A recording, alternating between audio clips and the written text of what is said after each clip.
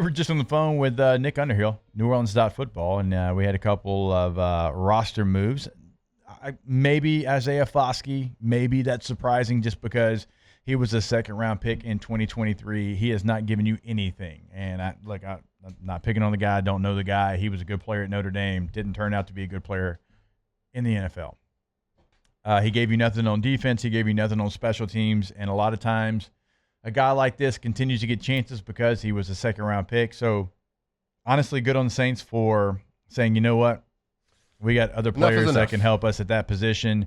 The only reason we're keeping him right now is because he was a second-round pick. So Isaiah Foskey, not a real shock, gets released by the New Orleans Saints. But Trayden Welch getting released, like we were literally sitting here talking nice about him, waxing poetic about him. I mean, he had a really good preseason, not just catching the football, former receiver, but he's done a really nice job blocking. And then as we're talking about him, it comes across Nick's phone that he gets released. Look, you've got tight ends that are injured. Foster Moreau won't be back to start the season. We don't know what's going to happen with Taysom Hill. Like this felt like, and I know you drafted a tight end out of UCLA in the 7th round, but Welch felt like somebody that you didn't even have to worry about. Like he was going to be on this roster, and we're like, hey, one bright spot. How about the tight end group? And of course, the Saints move on from him. Guess who had a little bit of a crystal ball, excuse me. Taylor did. He told us at the break, he's like, hey, I'm pretty sure they're going to keep Jack Stahl. So he thought that Trayden Welch might be on the old bubble line. Well, Jack Stahl played in Philly for 3 years. He played with Kellen Moore. He's a blocking tight end. Your O-line's not great. Like, I was just kind of looking at it. Yeah, like Juwan Johnson's not a great blocker. Yeah, like Jack Stahl's Foster's hurt. That's your blocker. Yeah. But still, man, Welch will make an NFL roster. He'll be on a 53-man, I believe. Yeah. I really, like, going back and watching the tape, I thought he was really good. I thought he did a lot of nice things in the preseason. Yeah. I mean, obviously, we're not there. It's a group.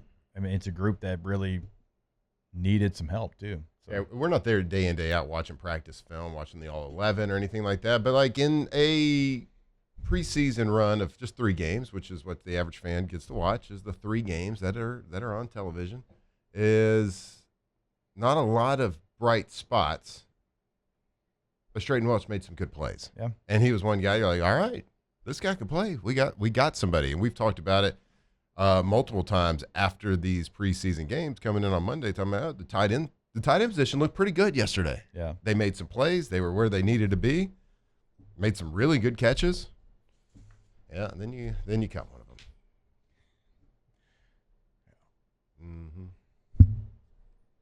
I don't know. It was an interesting receiver, though. Maybe they got some up their sleeve. Sure. Maybe they're getting They've shown us Kelsey. Maybe Kittle's coming. Maybe Gronkowski's coming out. Yeah, he's coming back. Retirement. Going to play for the Saints Not there. bad. When he was talking receiver, he didn't mention keeping Dante Pettis. So is the plan going to be Rashid Shaheed to still be the returner for this team? Or, I mean, obviously kick returner, that's different now with the new rules. I think you can have some different body types in there. You can have, like, if you want to put Kendre Miller back there, because it is now more of a running back, I think, position as far as kick returner because of how it's kind of blocked up now compared to what it used to be. Yep. But punt returner, like, I just figured like Dante Pettis would be that guy, but if you release him, I don't know what that other option would be. Yeah, there's decisions that are going to have to be made by Kellen Moore, and it's a big decision about Shaheed. Like if you want to put Shaheed back there to be a returner, that is, and he can be dynamic at that.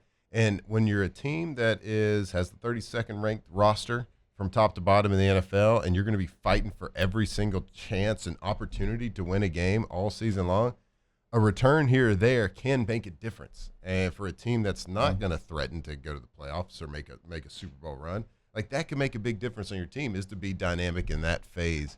But then you also, the big decision comes is, well, we have such just small depth at the wide receiver room. Like I can't afford to my best guy or one of my top 2 guys to have something happen on a kickoff return that is going to ruin that depth, because like you've said it, you went out to practice and said, hey, the one deep, the starting 11, pretty good. Yeah. Pretty good roster when you look from top to bottom. Yeah. It's when you get into the 2 and the 3 deep. The 2 and the 3 deep might be the worst in the NFL. Yeah.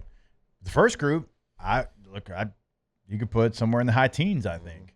So there's a big drop off. Like when you're not expected to be very good, and it's kind of a rebuilding year as a head coach. What a difference of strike lightning with a punt return or a kickoff team. Like you can steal games that way, and when you're trying to steal every single win that you can in a season, like it's a big decision to make. Maybe he returns some, maybe he doesn't. Like maybe they strategically put him out there when if they're down or it's a close game, something like that. Maybe I can see that happening.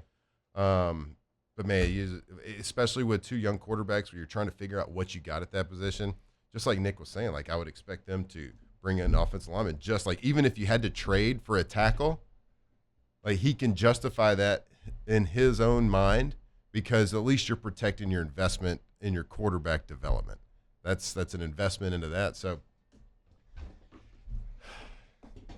please keep just all the receivers healthy. I know. Just keep the receivers because the goal for the end of the year is like, all right, we're not going to Super Bowl. We get it. All right, fine, whatever. But at least at the end of the year, let's know which direction we're going at quarterback. Yeah, I agree. Like that. And you got to have healthy receivers. Like if you get everybody, if it's like last year where your top 5 pass catchers are out, offensive line is in shambles, like you're still not going to know at the end of the year. Yeah, you're still not going to have that answered. Yeah, and if you do, it's not going to be fair to the person you're judging. Mm-hmm. Because they were in front of the bomb squad with no weapons. All right, so Isaiah Foskey out as a New Orleans Saint, and we'll continue to update you if we get those updates in the last 30 minutes of the show.